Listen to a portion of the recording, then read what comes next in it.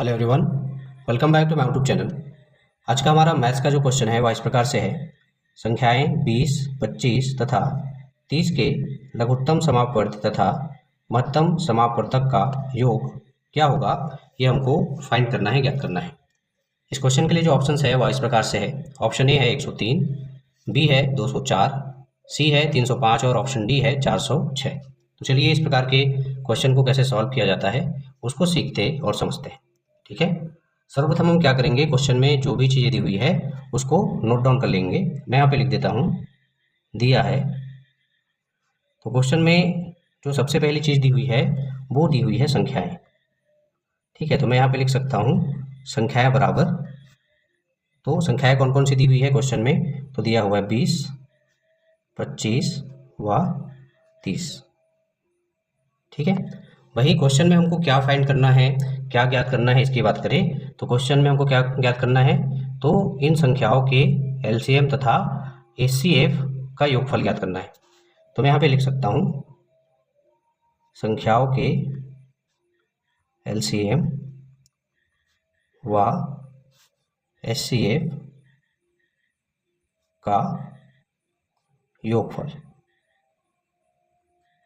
ठीक है, बराबर ये हमको क्या करना है, फाइंड करना है, ज्ञात करना है। क्लियर इतना? ओके, चलिए आगे चलते हैं। ओके, हमारे पास संख्याएं बराबर क्या क्या है, तो हमारे पास संख्याएं हैं 20, 25 और 30। ठीक है, तो इसका सबसे पहले हम क्या कर लेते हैं, एलसीएम निकाल लेते हैं, एलसीएम ज्ञात कर लेते हैं। ठीक है, एलसीएम निकालने के लिए हम क्या करेंगे, तो भाग विधि का प्रयोग करेंगे। ठीक है, तो भाग विधि से एलसीएम निकालने के लिए हम क्या करेंगे, इस संख्या को यहाँ पे लिख देते हैं 20, 25, 30। ठीक है, ओके।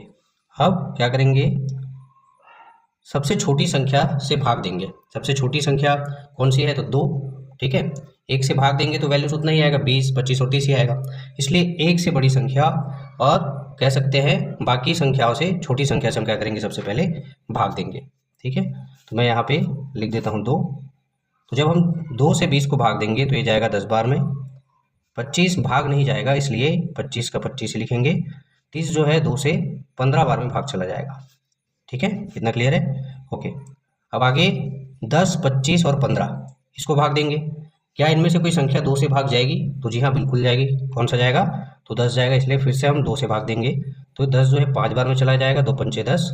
ठीक है, 25 भाग नहीं जाएगा, इसलिए 25 का 25 से लिखेंगे। 15 भी भाग नहीं जाएगा 2 से, इसलिए 15 नीचे आ जाएगा। क्लियर इतना? ओके, अब आगे चलते हैं। अब देखिए 5, 25 और 15 ये तीनों संख्याएं 2 से भाग नहीं जाएंगी। ठीक है, तो अब हम क्या करेंगे, अब 2 से बड़ी वाली जो संख्या है उससे भाग देंगे। क्या ये संख्याएं या इनमें से कोई भी एक संख्या जो है 3 से भाग चला जाएगा, जी हाँ बिल्कुल चला जाएगा। तो उसको लिख देते हैं 3। ठीक है, 5 भाग नहीं जाएगा, इसलिए 5 का 5। 25 भाग नहीं जाएगा, इसलिए 25। ठीक है, 15 चला जाएगा कितने बार में, तो ये चला जाएगा 5 बार में, 3 पंचे 15। क्लियर इतना?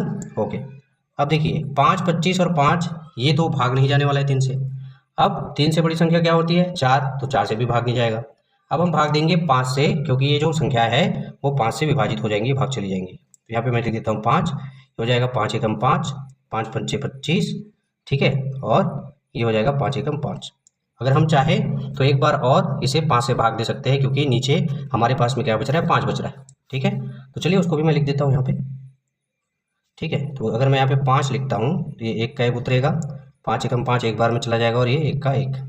क्लियर है? इस तरीके से हमारे पास जो वैल्यू आ रही है, ठीक है, वो वैल्यू क्या क्या आ रहा है, तो आ रहा है 2, 2, 3, 5 और 5। ठीक है, अब इनका क्या होगा, जिन भी संख्याओं से हमने 20, 25 और 30 को भाग दिया है उन संख्याओं का आपस में क्या होगा, गुना होगा। ठीक है, तो चलिए गुना कर देते हैं। मैं यहाँ पे लिख देता हूँ 2 गुने में 2, गुने में फिर क्या है 3 है। ठीक है, फिर गुने में क्या है 5 है। ठीक है, मैं यहाँ पे नीचे लिख देता हूँ, वहाँ जगह की कमी है, तो गुना फिर क्या हो जाएगा, 5 हो जाएगा। इतना क्लियर है आपको? आई होप आप लोग को इतना क्लियर होगा। अब चलिए इनका आपस में गुना करते हैं। तो ये हो जाएगा 2 दूने 4। ठीक है, 4 का गुना अब 3 से होगा, 4 तिया 12। ठीक है, अब 12 का गुना 5 से होगा, तो 12 पंचे 60। ठीक है, और 60 का गुना जब 5 से होगा यहाँ पे होगा, तो 60 पंचे कितना हो जाएगा, ये हो जाएगा हमारा 300 या फिर 300।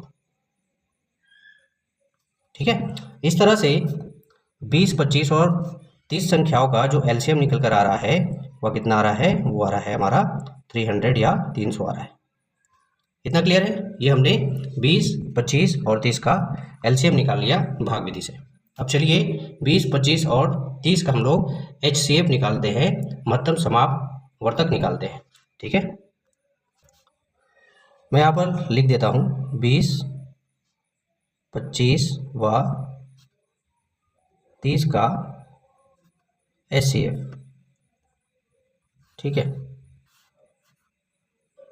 बराबर ऐसा कह सकते हैं। ठीक, तो एचसीएफ निकालने के लिए हम क्या करेंगे, यहाँ पर भी हम भाग विधि का प्रयोग करेंगे। कौन सी विधि का, तो भाग विधि से हम क्या करेंगे, एचसीएफ ज्ञात करेंगे या महत्तम समापवर्तक ज्ञात करेंगे। ठीक है, क्लियर इतना, ओके। अब देखिए एचसीएफ निकालने के लिए भाग विधि में क्या किया जाता है, जो संख्याएं दी होती है उनमें से सबसे छोटी संख्या से उससे बड़ी वाली जो संख्या होती है उसको पहले भाग दिया जाता है। ठीक है, तो चलिए भाग दे देते हैं। तो यहाँ पे देख सकते हैं 20, 25 और 30 में जो सबसे छोटी संख्या है वो क्या है, तो वो 20 है। तो 20 से हम किसको भाग देंगे, पहले 25 को भाग देंगे।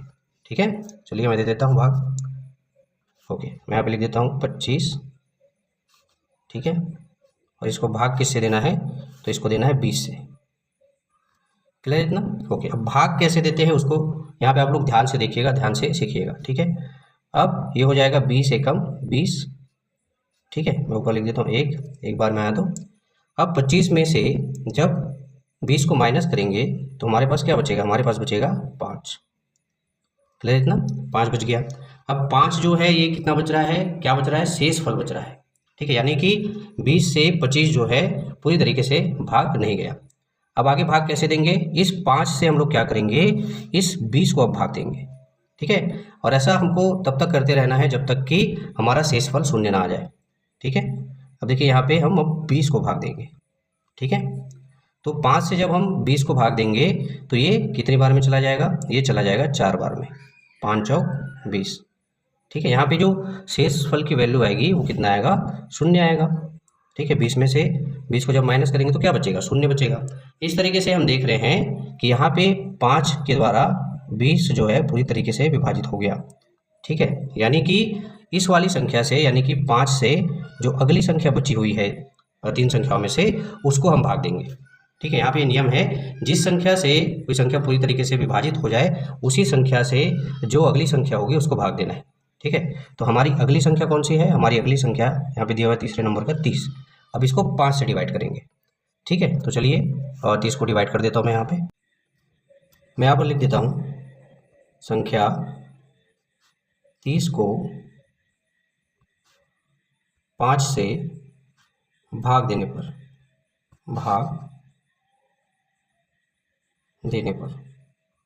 तो जब हम संख्या 30 को 5 से डिवाइड करेंगे, ठीक है, या भाग देंगे, तो ये कितनी बार में चला जाएगा, तो 5 एकम 5 और 5 छः का 30।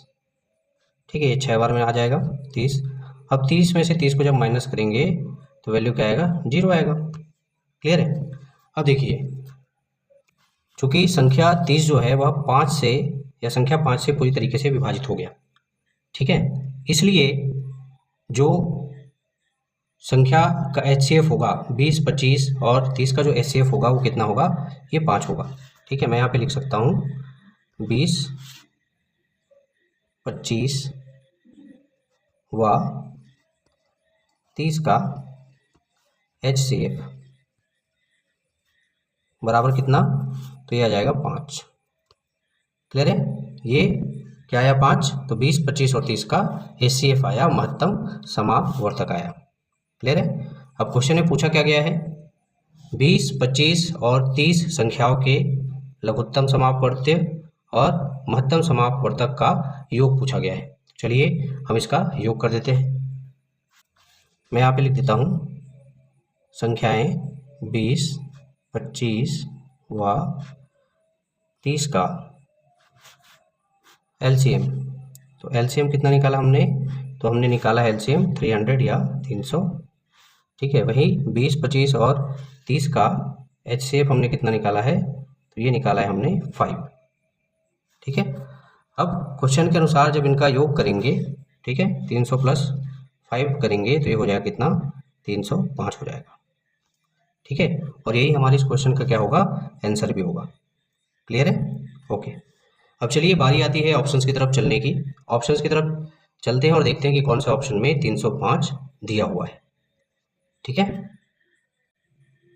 ओके, जब हम ऑप्शंस की तरफ आते हैं तो हम देखते हैं कि ऑप्शन नंबर सी में 305 दिया हुआ है, यानी कि इस क्वेश्चन का जो राइट आंसर होगा वो होगा ऑप्शन नंबर सी 305। संख्याएं 20, 25 तथा 30 के लघुत्तम समापवर्त तथा महत्तम समापवर्तक का जो योग होगा या जो योगफल होगा वो कितना होगा, तो 305 होगा। क्लियर है? ओके, आशा करता हूँ आप लोगों को इस प्रकार का क्वेश्चन कैसे सॉल्व किया जाता है वह बहुत अच्छे तरीके से समझ में आया होगा तथा यह वीडियो जो है आप लोग के लिए यूजफुल साबित होगा। इसी प्रकार के इम्पोर्टेंट क्वेश्चन को लेकर, टॉपिक को लेकर मिलते हैं हमारे नेक्स्ट वीडियो में। तब तक के लिए धन्यवाद।